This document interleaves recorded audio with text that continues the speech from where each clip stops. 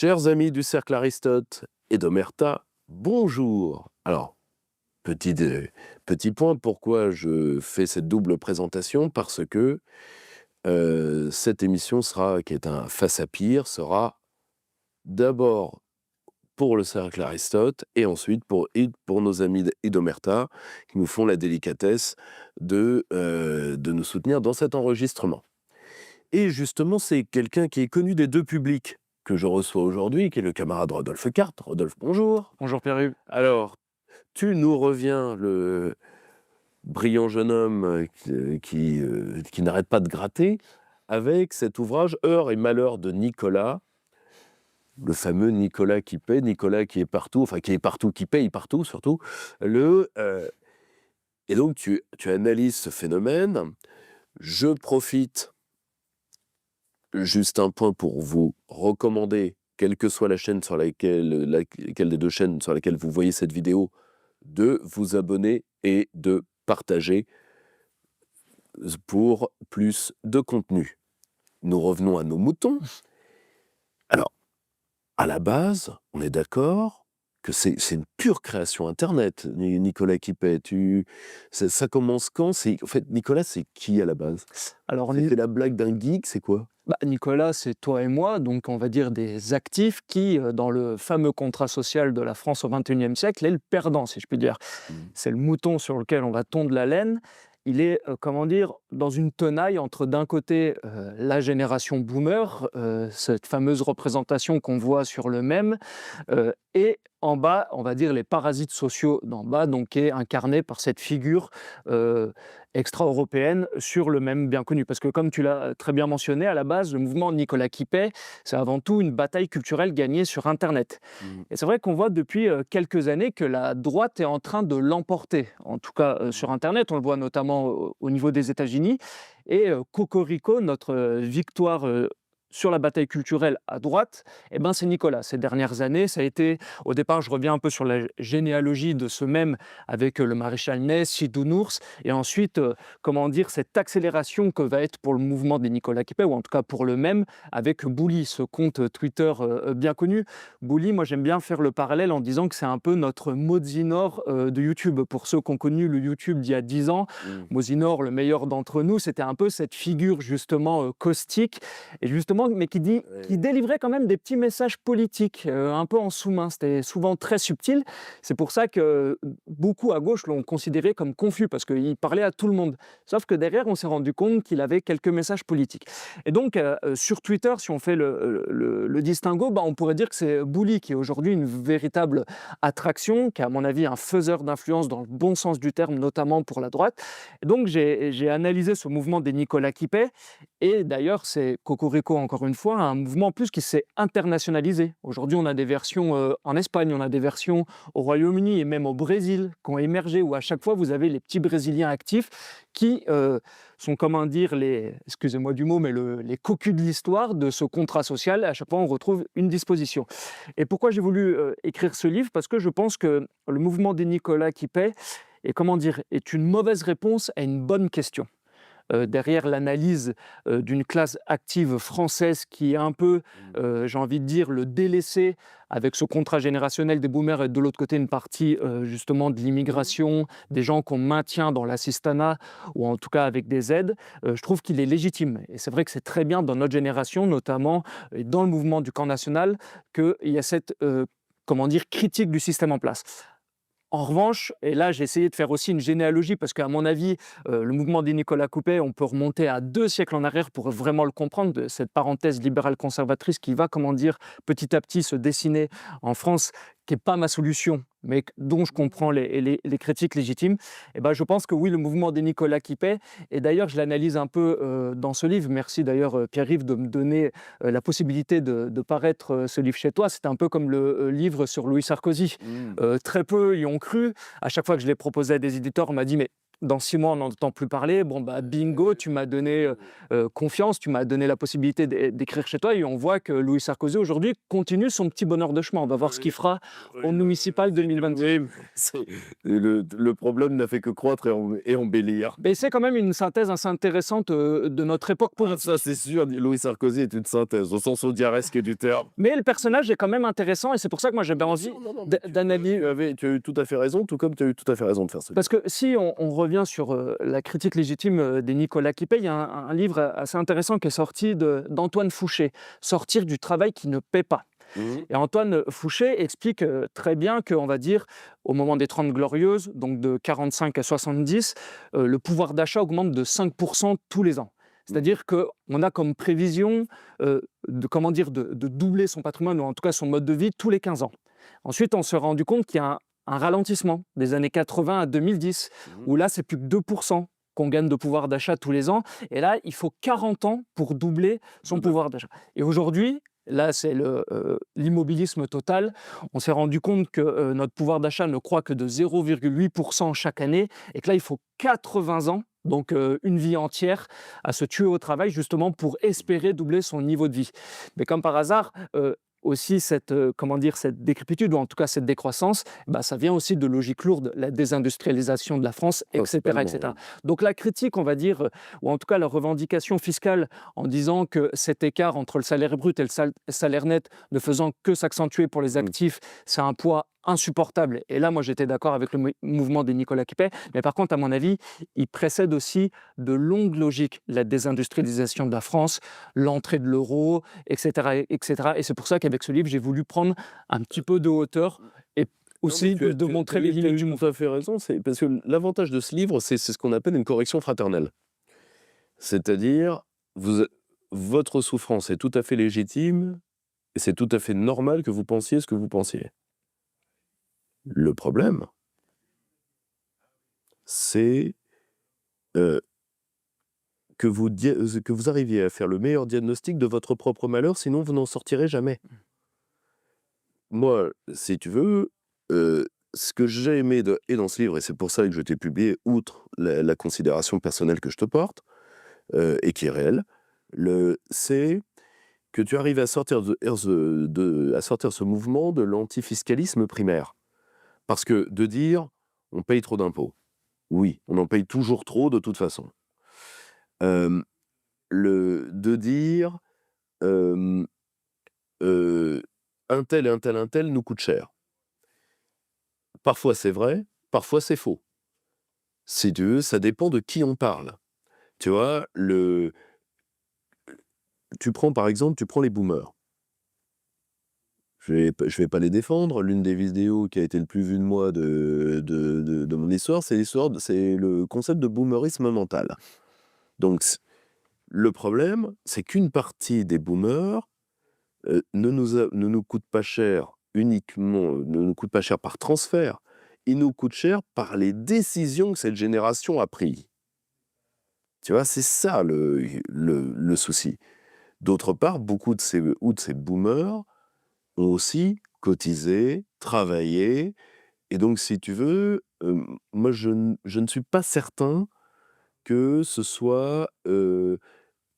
qu'il faut en prendre une partie pour cible, d'accord, mais il faut pas oublier que c'est quand même nos parents, tu vois, d'un certain côté. Oui, puis cette volonté peut-être d'arriver sur un clivage purement intergénérationnel, on peut dire que c'est un peu un homme de paille sur d'autres problèmes plus structurels. Moi, c'est pour ça aussi que j'ai essayé d'analyser, et là j'en reviens même 2 siècles en arrière, si tu me permets. Si on fait une analyse rapide du panorama français, enfin en tout cas du spectre politique, disons, on a un bloc de gauche aujourd'hui incarné par la France Insoumise. Bloc central, alors moi je le fais débuter à ELV jusqu'au LR. Bien sûr. Alors, c'est un peu large, mais tu vois, par exemple, dernièrement, c'est assez drôle parce qu'il y a cette photo où on a vu Marine Tondelier avec l'homme, comment il s'appelle, LR, l'homme à la parka rouge, Wauquiez. Monsieur Wauquiez. Monsieur Wauquiez. Donc, tu vois, c'était assez drôle parce que ça tombait bien. Je sais que c'était lors d'un dîner, il me semble que c'était pour les Arméniens, donc bon. Mais en tout cas, moi, je fais ce bloc-là entier, le bloc central, bloc national populiste RN. Mmh. et on va dire un bloc identitaire, Reconquête et Marion Maréchal. Et donc ce livre, ou en tout cas ce mythe des Nicolas Quépé, on va dire que c'était un peu le mythe mobilisateur des libéraux conservateurs, justement. Mmh. Et donc justement, où circonscrire cette droite? Est-ce que ce sont juste les identitaires? Est-ce qu'on peut mettre le Rassemblement national dedans? Alors là, non, on voit que justement une partie des identitaires considèrent le Rassemblement national comme un parti étatiste, comme un parti socialiste, voire même communiste, etc., etc. Et est-ce qu'on ouvre la droite jusqu'à une partie des LR, Bruno Retailleau? Donc là, on voit qu'il y a des enjeux, notamment pour 2027, qui se dessinent un petit peu. Moi, j'ai voulu revenir un petit peu en amont quand même pour essayer de comprendre, à mon avis, le vrai clivage qu'on a en France depuis 2 siècles est le clivage entre libéraux et illibéraux. C'est une thèse que j'avance depuis assez longtemps dans mes livres, que j'avais commencé à esquisser aussi dans le livre de Louis Sarkozy. Et je pense, à mon avis, que c'est le vrai clivage.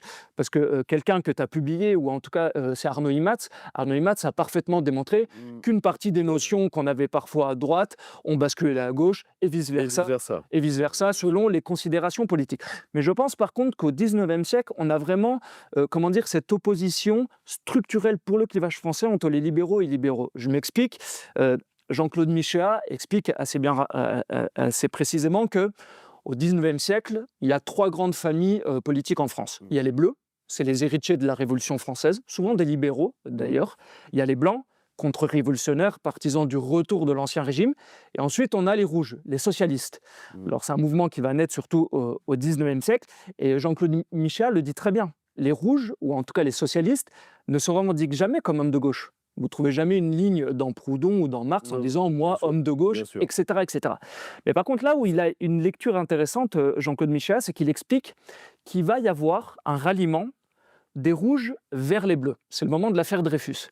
Tout à fait. Au début, si on prend l'affaire Dreyfus, fin 19e siècle, vous prenez par exemple des déclarations de Jaurès. Jaurès dit on n'a pas à se mêler de ça, c'est une querelle de bourgeois. C'est un officier militaire, c'est une querelle intermilieu Interne à la militaire. bourgeoisie. Oui, tout à Exactement.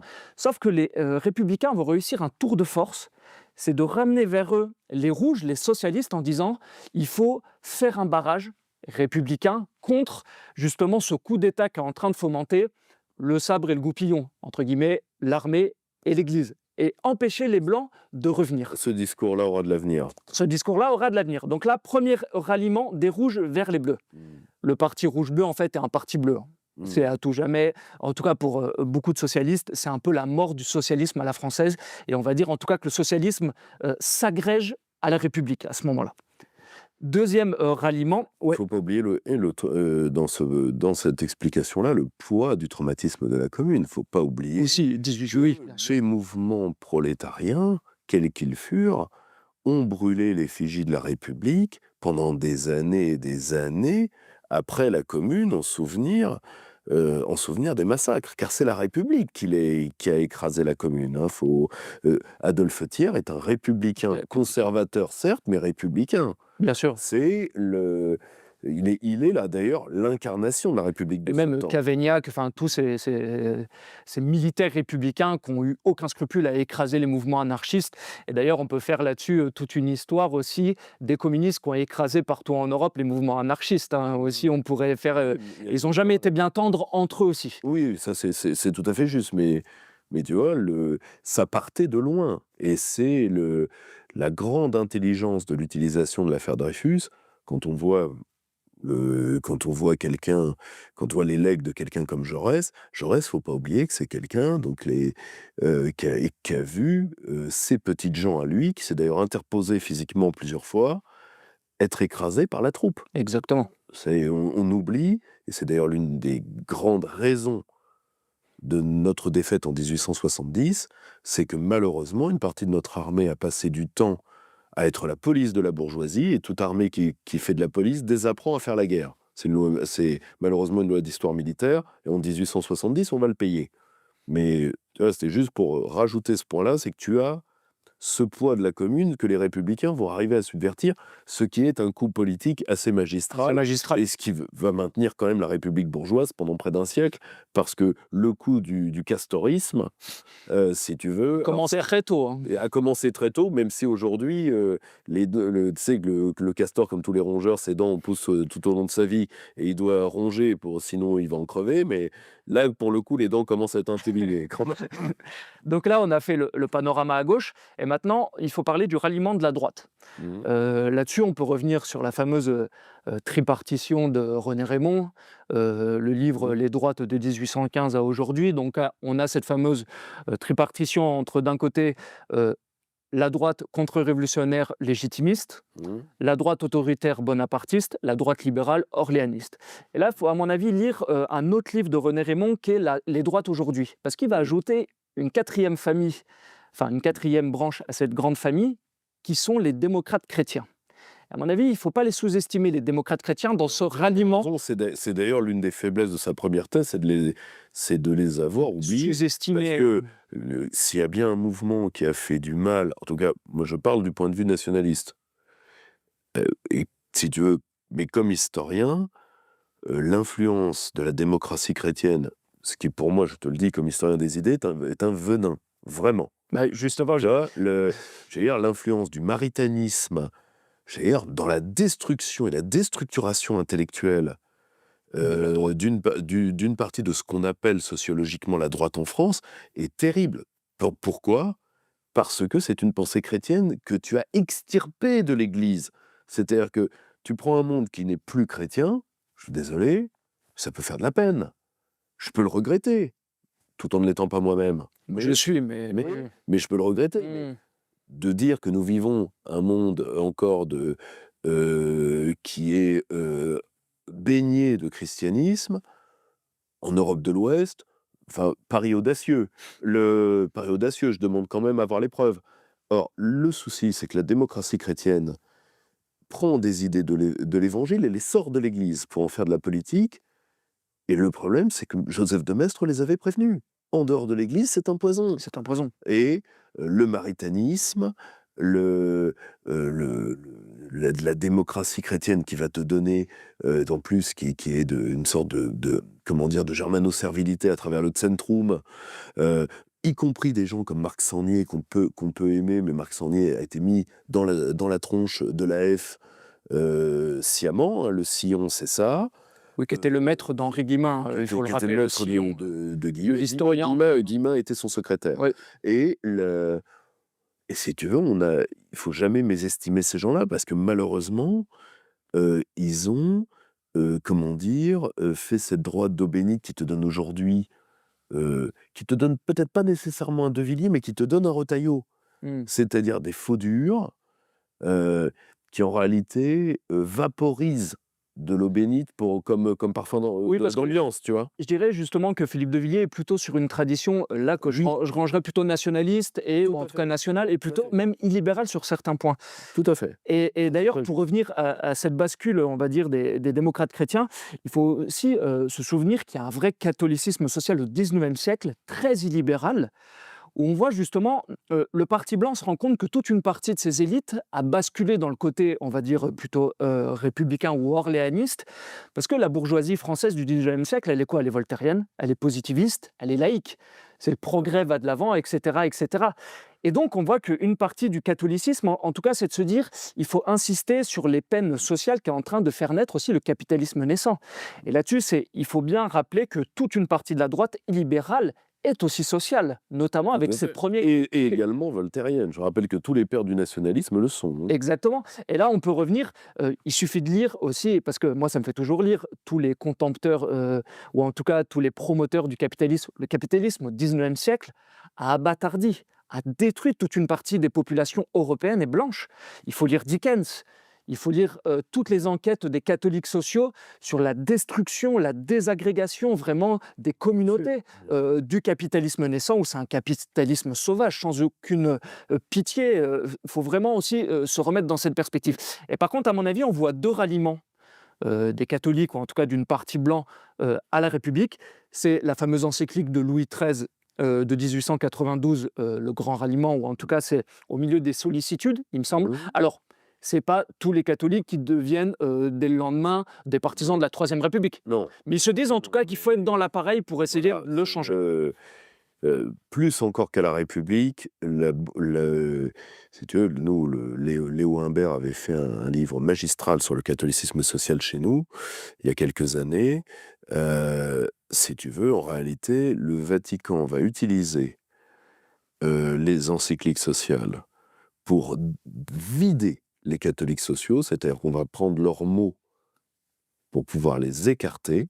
Et en réalité, le ralliement que l'Église choisit au XIXe siècle, c'est même pas la République, c'est à la bourgeoisie, c'est au bourgeoisisme. C'est la bourgeoisie. Et malheureusement, elle va en crever, parce que, si tu veux, Bah, là, tu as les germes de ce qui deviendra Vatican II, et aujourd'hui, l'Église chacha, l'Église ONG,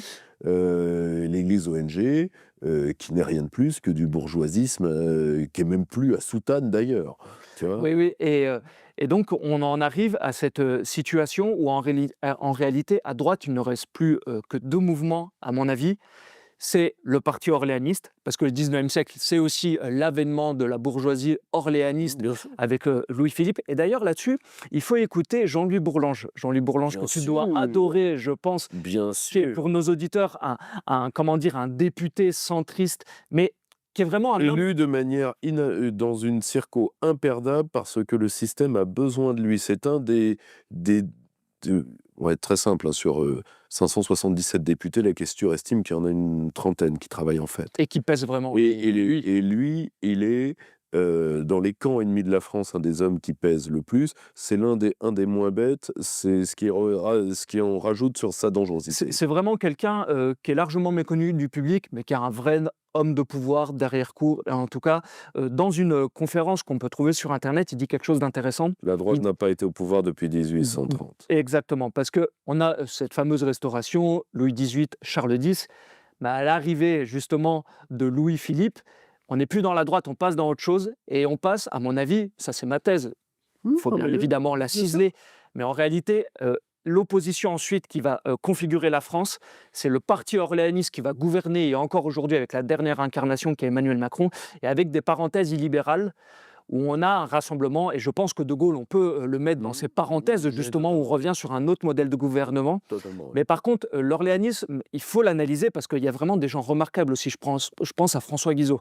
François Guizot, je m'y intéresse beaucoup en ce moment pour d'autres travaux, parce que François Guizot, pour lui, je fais une petite digression, la monarchie constitutionnelle qu'est justement euh, euh, la bourgeoisie Orléans, ou en tout cas le régime orléaniste, c'est vraiment la résolution et la fin d'une guerre interne qu'on avait et qui a vraiment constitué la France, selon lui, entre d'un côté, si tu veux, c'est un peu cette opposition entre les germanistes et les partisans plutôt gallo-romains, tu sais, de l'historiographie.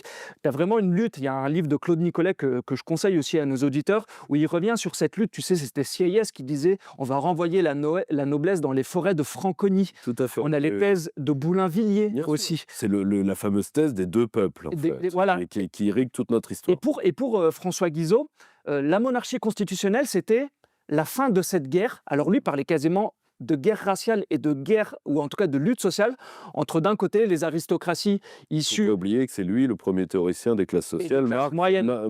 Marx lui reprendra. Voilà, exactement, des classes moyennes. C'est vraiment quelqu'un qu'il faut lire, parce que déjà, c'est un Tout à fait. historien d'un très très haut Très niveau. haut niveau. Et vraiment, cette lutte, moi je travaille, c'est un de mes sujets de travail pour les mois à venir, là, cette lutte justement avec vraiment des historiens de premier plan. On a mentionné Boulainvilliers, il y a Augustin Thierry, il y a Camille Jullian, il y a Fustel de Coulanges aussi.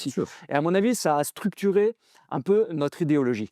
Et donc, pour revenir à cette opposition, pour finir sur les orléanistes, on a donc ce moment de la Seconde Guerre mondiale, une fois qu'est passé après Vichy, on passe Vichy, et là, on va avoir un retour en force du libéralisme pour une chose, c'est la lutte anticommuniste. Mais Et évidemment. au nom de la lutte anticommuniste, on va avoir un rassemblement des droites derrière le parti orléaniste, parce qu'on retrouve quoi derrière, on va dire, ce mouvement libéral-conservateur anticommuniste? La bourgeoisie de droite, les élites dominantes, les chrétiens démocrates, Mmh. au nom de la construction de l'Union européenne que tu as mentionné, Bien sûr. et aussi une partie de la droite radicale qui, par anticommuniste, va se rallier justement. Faut bien des gens pour faire pour faire les pipes et le café. Voilà, et là on en arrive à cette parenthèse, à mon avis, juste Ça, après c'est De drôle Gaulle. d'ailleurs parce que c'est quand même le devenir d'une partie des droites radicales dans leur histoire. Bah, en tout cas, il faut faire cette généalogie parce qu'elle est vraiment indispensable pour Oui, non, mais comprendre aussi Nicolas. tu as raison, tu as Pour entièrement raison. comprendre Nicolas Quipet. Parce que là, on va avoir, et pour moi, c'est vraiment le premier mouvement après De Gaulle qui va symboliser cette droite libérale, centriste et européiste, c'est l'arrivée de Valéry Giscard d'Estaing au pouvoir Très, très clairement. en 1974. Et donc, on en arrive à cette vision de l'histoire un peu remodulée, qu'on peut reprendre à un historien qui est peu connu aussi, mais qu'il faut lire, qui est François Bouteiller, Mmh. justement, et qui revient sur cette opposition en disant qu'en réalité, on a deux partis qui s'opposent en France depuis 2 siècles. C'est le parti orléaniste qui marche par réunion des bourgeoisies et par exclusion de l'extrême droite. C'est l'extrême centre, c'est l'omelette du PN. C'est exactement ça. Et de l'autre côté, un parti, on va dire, bonapartiste qui va prendre différentes formes au Mmh. cours de ces 2 derniers siècles par, comment dire, addition des 2 extrêmes, à la fois d'extrême gauche et d'extrême droite. Là, je vais me permettre de rajouter là, quelque chose qui est moi au centre des travaux du cercle, enfin de mes travaux, de ma pensée, c'est que j'estime que, si tu veux, ces gens qu'on a mis à la marche sont les héritiers c'est drôle, c'est qu'en réalité, euh, sont les héritiers de la voie capétienne. J'ai pas dit les héritiers de la contre-révolution. Mmh. Ce serait un contresens complet. Ils sont à la fois les héritiers de la contre-révolution et de la révolution. Mais Oui. en réalité, ils sont, parce que la France, en tout cas, c'est comme ça que mes travaux m'obligent à voir l'histoire aujourd'hui. Le problème, c'est que le bourgeois français, qui est une pure création du roi de France, hein, c'est le privilégié des privilégiés, le petit bourgeois français. Hein. Il a été créé contre les nobles, créé contre l'Église, créé contre tout. De Gaulle parle de classe artificielle à cause de ça. Parce qu'en réalité, contrairement au bourgeois anglais, le bourgeois anglais, il a eu à se battre contre la noblesse. Et c'est pour ça d'ailleurs qu'il l'a singé. Le bourgeois français, il n'a pas eu à se battre, il a été créé par le roi. Il a été créé par le roi et il a fini par le poignarder dans le dos. Oui, puisqu'il a même été amené à le servir. On prend toujours l'exemple de Colbert, etc., et des ministres bourgeois, des grands ministres bourgeois sous la monarchie. Mais le problème, c'est que pour que le bourgeois français puisse être utile, il lui faut un roi. Ou alors un empereur, Napoléon III.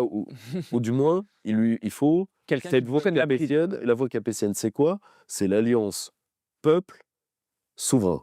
C'est ça, la voie capétienne. Ah bah là, tu ouvres une des parties de mon livre aussi, parce que là, on a aussi l'opposition au sein de la droite. Mm. Là, je Il ne m'explique. faut jamais laisser le bourgeois à lui-même en France. Voilà. Parce que le petit bourgeois français a une histoire, une sociologie qui est... On lui a tout donné, d'où son côté gamin gâté, d'où son côté bougiste, d'où son côté... Alors, malheureusement... Et parfois aussi, la bourgeoisie qui a donné de très beaux legs. Mais bien sûr. Quand c'était une bourgeoisie entrepreneuriale qui... Mais justement, Et parce qu'il y avait quelqu'un au-dessus. Il y avait quelqu'un au-dessus. Et il y avait quelqu'un au-dessus. Et deux, ça lui permettait, parce que le petit bourgeois français, il a la bougeotte. Tu remarqueras qu'il changera d'idéologie à peu près tous les 20 ans. Il aura la religion de la nation, très peu de temps, en 1880, la réforme intellectuelle et morale. Il aura la religion de l'industrie. En 1914 aussi, quand même. Il y a beaucoup de bourgeois qui meurent chez les officiers. C'est vrai, bien sûr. Ouais. Ça, c'est Dieu, c'est la fin du phénomène. Oui. Tu vois, il aura la religion du gauchisme à un moment, tout simplement parce que c'est une classe changeante. C'est à la fois sa qualité et sa limite. Et peut-être avec un certain déclassement qui touche une petite bourgeoisie aujourd'hui, que là, Elle fait sa nouvelle mue. Et bien là, on en arrive, à mon avis, quasiment à la fin du livre, quand je reviens dessus, en disant que justement, je pense que là, le mouvement des Nicolas s'est trompé sur notre époque pour justement faire advenir une circulation des élites à laquelle on aspire tous, en tout cas, je pense, Bien sûr. dans le camp national. Et là, on a vu, Évident. au sein, il y a quelques mois et même quelques années, une divergence stratégique au sein du camp national pris au sens large. Je dirais qu'on a justement une stratégie élitiste et une stratégie populiste. Alors, je Mmh. m'explique. Justement, et comme par hasard, on va rejouer sur ces deux liens, Mmh. parti orléaniste et parti, on va dire, illibéral, ou Mmh. plutôt d'inspiration bonapartiste, comme on l'a très bien dit, comme tu l'as Ouais. dit, la voix capétienne, un souverain, un peuple contre les corps intermédiaires, justement, qui faisaient tampon, etc., etc. Je dirais pas que c'est contre, parce que si tu veux, après, tu vas avoir les petits malins qui vont dire: «Oui, mais nous, on veut en être, des corps intermédiaires Oui, oui, parce oui. qu'on est l'élite de l'ombre», alors que, pour la plupart, on parle quand même de gens dont le seul élitisme, est de l'éthylisme, tu vois? Donc, si tu veux, c'est qu'en réalité, les corps intermédiaires en France, dans d'autres pays, ils sont plus disciplinés, ont une tendance centrifuge.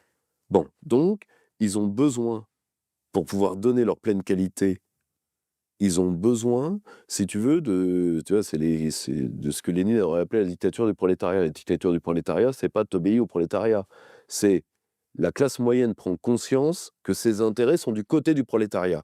Or, si tu veux, y compris la Révolution, tu vois, le mythe de la loi Le Chapelier est en train de tomber historiquement, etc. La France ne s'est pas faite contre les corps intermédiaires, elle s'est faite contre leur tendance à l'archaïsme féodal, qui malheureusement, en France, existe, et dans d'autres pays européens, les corps intermédiaires se sont mieux tenus. Oui, disons oui, tu as raison, pour préciser, plutôt une circulation de Voilà. l'élite.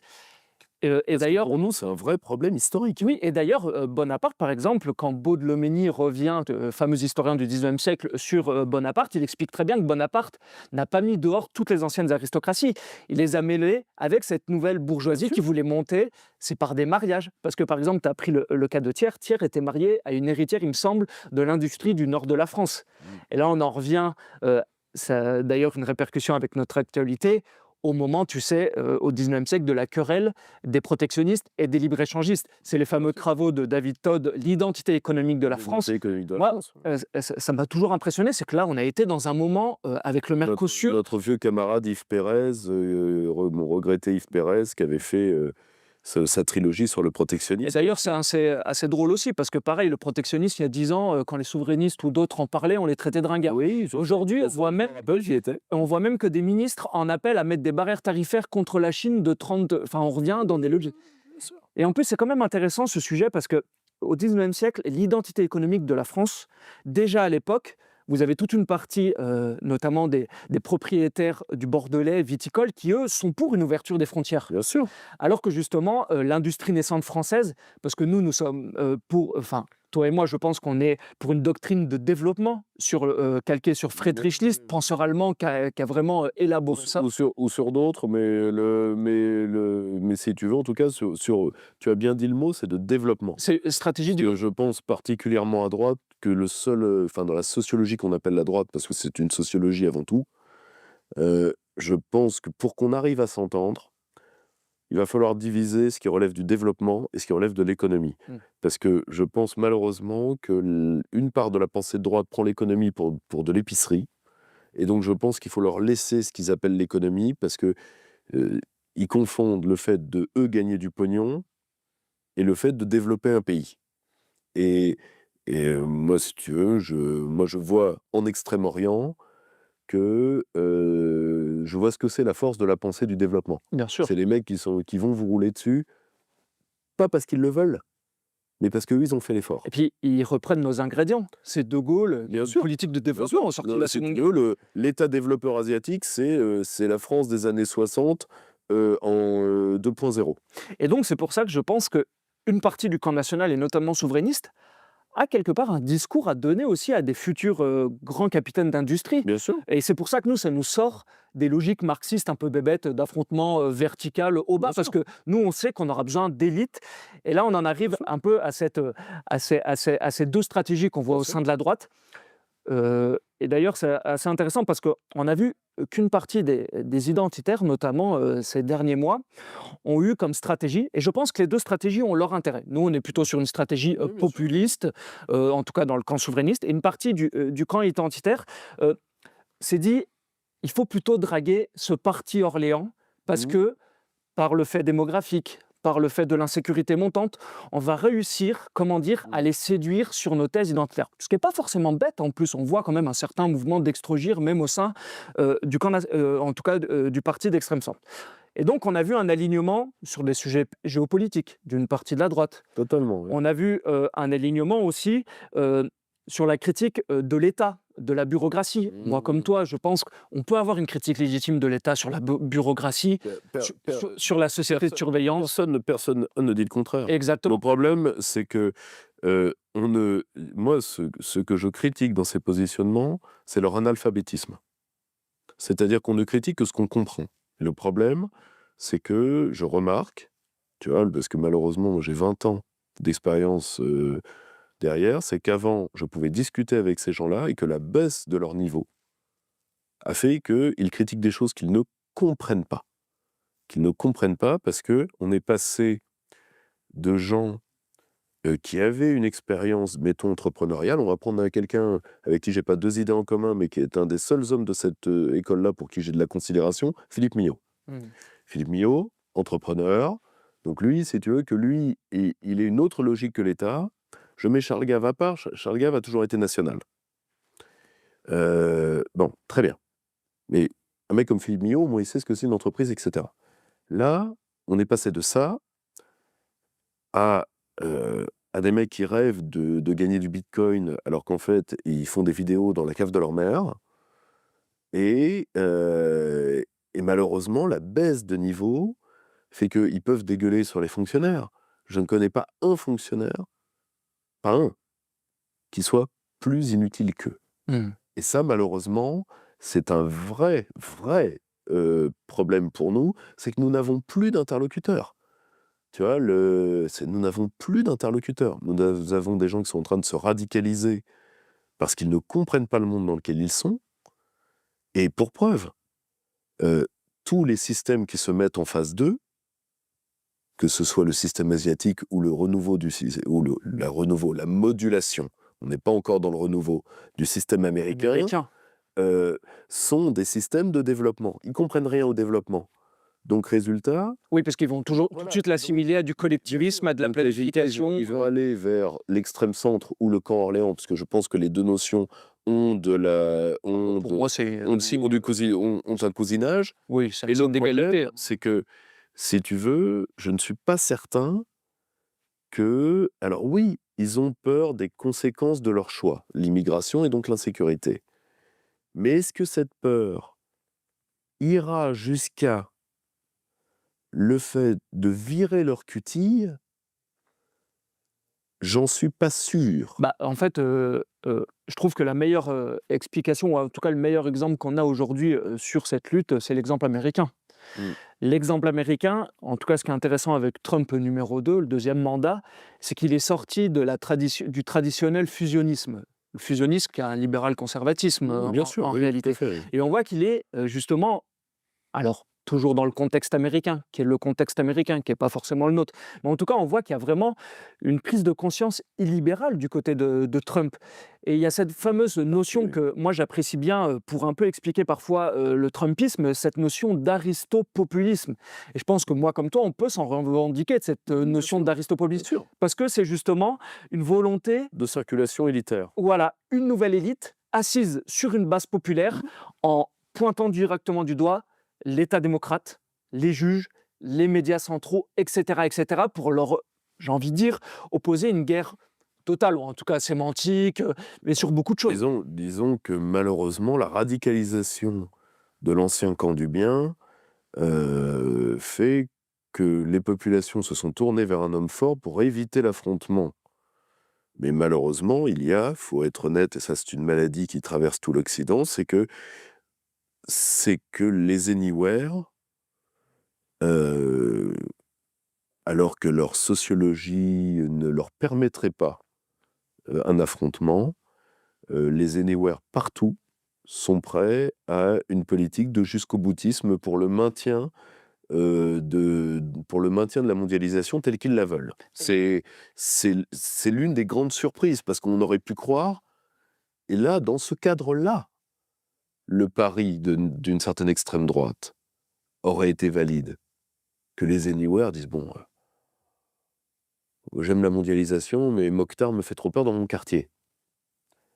Ben, malheureusement, c'est pas ça Bah qui est en voilà, train d'avoir exactement. lieu. Et là, on voit que ce pari libéral-conservateur, cette volonté de séduire une partie des élites en place, il C'est un trouve vite, échec. justement, voilà, ses limites, parce qu'on le voit par exemple avec la politique de l'ICE aux États-Unis.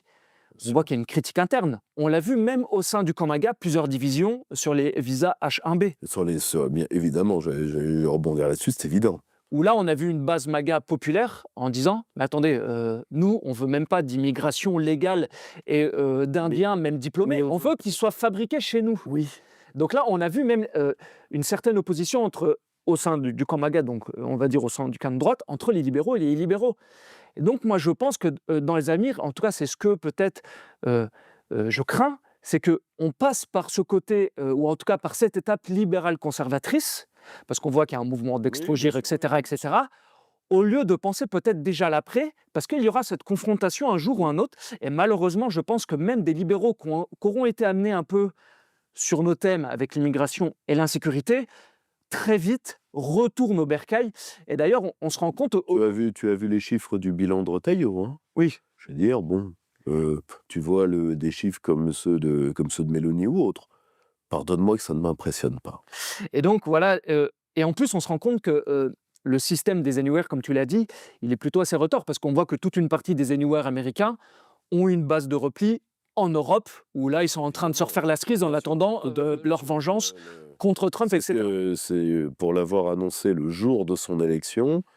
Aujourd'hui, le cœur mondialiste, c'est un triangle entre Bruxelles, Berlin, Francfort, hein, Alors, très clairement. je suis pas non plus dupe quand quand je dis que je suis pour ce système bonapartiste, cette Oui, réunion, bien sûr. on va dire, des extrêmes droites et des extrêmes gauches. Je sais pertinemment ce qu'est l'extrême gauche aujourd'hui française. J'ai aucun espoir pour elle. Personne ne parle d'appareil, Voilà, on parle de confluence de classe. voilà, c'est exactement ça. Si tu veux, Moi, je sais évidemment que Mélenchon ne soutiendra jamais. je veux dire, personne n'a envie, ne serait-ce que pour... personne n'a envie de poser... Enfin, si tu veux, les Avengers entre Sébastien Chenu et Mathilde Panot, pardonne-moi, je vais dire, qui va mettre un ticket de cinéma pour voir ça? Et voilà, donc là-dessus, pas de faux procès sur le fameux gauchisme du souverainiste, on dit. Ça va. Ouais, voilà, donc ça, on passe. Si tu veux, Et donc, j'en arrive un peu à la fin de ce livre en disant oui, le mouvement des Nicolas Quépé est un mouvement intéressant, légitime. En revanche, c'était la réponse politique qui me paraissait fausse. Donc j'ai essayé de déterminer dans ce livre une voie d'avenir, un illibéralisme à la française qui n'est pas un collectivisme ni un communisme comme on peut le dire parfois. Peut-être qu'il faudra trouver un autre mot pour vraiment nous approprier ce mouvement. bien sûr. Et c'est pour ça que moi j'essaye, à mon modeste niveau, avant de me déclarer souvent de droite, de me dire nationaliste. Parce que pour moi, la synthèse nationale, souveraineté, identité, va de soi. Si tu veux, Et il faut le réactualiser au XXIe siècle. moi, à titre personnel, si tu veux, je pense que surtout que c'est en train de venir et ça vient directement de l'imaginaire de notre peuple, donc ça vient du bas. Je veux dire, de toute façon, le nationalisme français, euh, les procès qui lui ont été faits, tout est en train de pourrir et la poussière est en train d'être balayée par le vent. Donc je pense que la notion elle-même n'a même plus besoin d'être sauvée, elle doit être assumée. Parce que l'anti-France s'assume, d'où qu'elle vienne, de gauche, de droite, d'extrême gauche et d'extrême droite. Et parce que malheureusement, il y a une haine de la France profonde dans une part de la droite et de l'extrême droite. C'est triste, mais c'est comme ça. Et ça, c'est par contre très français. Je n'ai pas trouvé d'exemple ailleurs, sauf peut-être en Espagne, parallèle. Mais si tu veux, tout ça est en train d'être balayé. Et je pense que de toute façon, la synthèse, comme tu le dis, la synthèse nationale, la voie capétienne, c'est la même chose, hein, doit se redéfinir en termes de forme. Trouver des nouvelles. Pour, voilà, comme disait, je terminerai là-dessus, tu vois, c'est Pasqua qui disait, c'est pas le gaullisme de Gaulle qui m'intéresse, il y a deux choses qui m'intéressent. Dans Substance, il disait, c'est le gaullisme avant De Gaulle et le gaullisme après De Gaulle.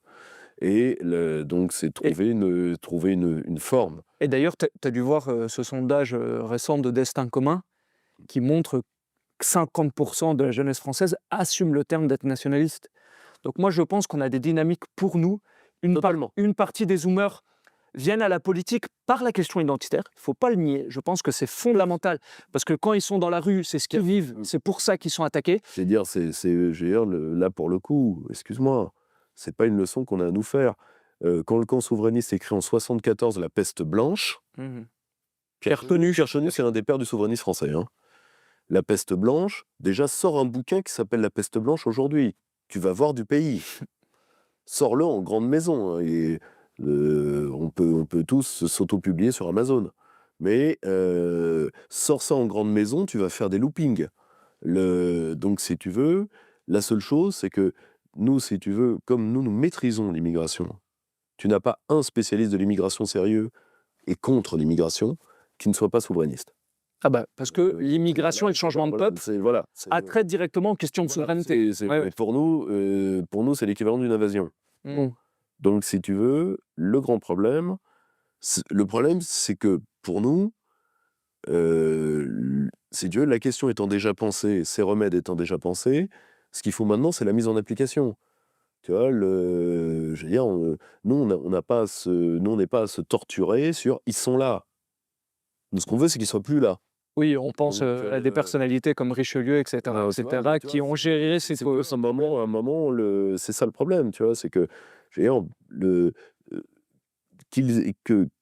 d'y venir par le problème, qu'il soit « je paye trop d'impôts », qu'il soit « il y a trop d'immigrés », très bien. Très bien. La seule chose, si tu veux, c'est que quand on a un problème, il faut savoir d'où il vient. C'est tout ce que je demande. Parce que sinon, on va créer des générations de plaintifs. Et ça, c'est le grand risque d'un mouvement comme Nicolas Quipet. C'est d'en faire des mouvements de pleurnicheurs. Vous avez des problèmes, ces problèmes ont été pensés, il y a des gens derrière ces problèmes qui ne vous veulent pas que du bien, qui parfois d'ailleurs vous n'êtes que des conséquences de ce qu'ils veulent, hein, c'est-à-dire que eux, ils voulaient faire l'euro vous nuit, ils ne voulaient pas vous nuire, ils voulaient faire l'euro, mais l'euro vous a nuit, mais maintenant ils veulent le maintenir et ils vous nuisent d'autant plus. Donc, il faut que vous compreniez que vous avez des problèmes, que ces problèmes ont des racines, que derrière ces racines, comme disait oncle Staline, chaque problème a un nom et peut avoir un prénom, et que ensuite, vous devez avoir des méthodes pour en sortir. Sinon, vous allez entrer dans l'ère de la victime et vous allez ressembler aux gens que vous prétendez combattre. C'est-à-dire que vous allez avoir l'aspect plaintif de Mokhtar, éternelle victime du racisme. Vous serez éternelle victime du fiscalisme, éternelle victime de l'immigration. Notre peuple n'est pas un peuple de victimes. On est d'accord. Donc c'est l'ouverture du livre pour une synthèse positive du nationalisme, pour répondre aux enjeux. À ce livre et à son auteur, le plus grand succès. Merci Pierre. Chers amis du Cercle Aristote et d'Omerta, nous nous retrouvons très bientôt pour de nouveaux entretiens. Merci à tous et n'oubliez pas une nouvelle fois de nous suivre, de nous soutenir, d'acheter nos livres, l'ouvrage de ce brillant jeune homme, Heures et malheurs de Nicolas. Le lien est disponible sous la vidéo, n'hésitez pas et à très bientôt. Chers camarades, si tu veux plus de contenu, de réinformation, d'éducation populaire et de formation intellectuelle, n'hésite pas à faire un don sur notre page Tipeee.